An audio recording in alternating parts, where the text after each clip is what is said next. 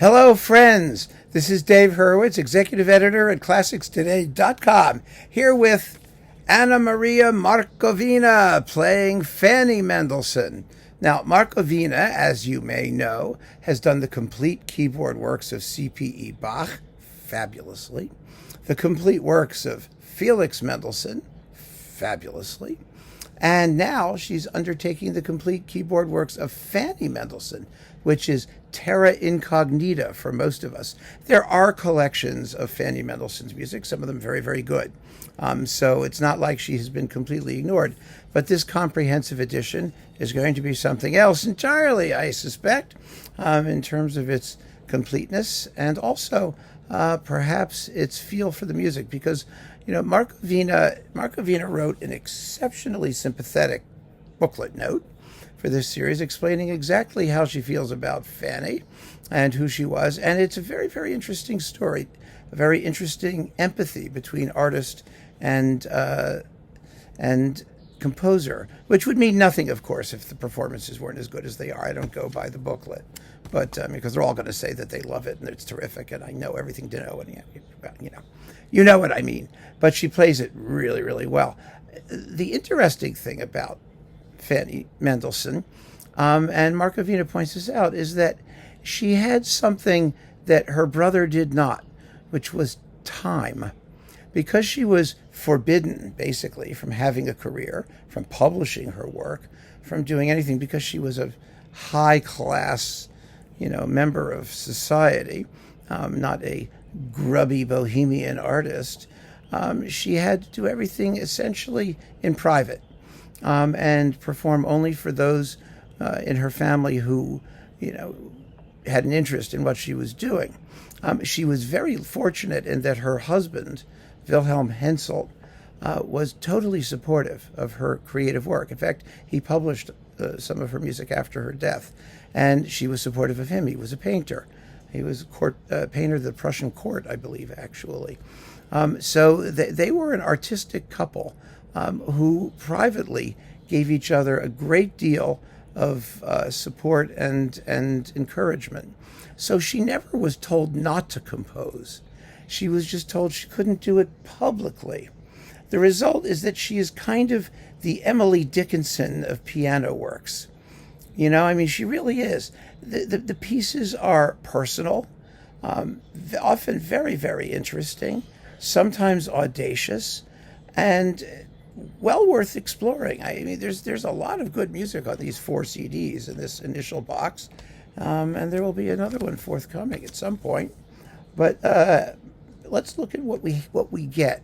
See, most of these pieces even reflect the sort of anonymity that she cultivated. They're just called Klavierstück, piano piece.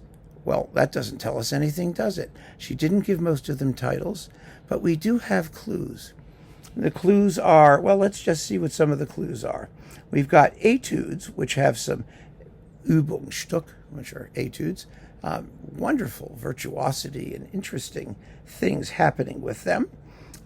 We also get some interesting tempo and expressive indications here. For example, the Capriccio, it's H165, if you want to know. She wrote over 450 pieces. 160 for piano, which is an enormous and remarkable output.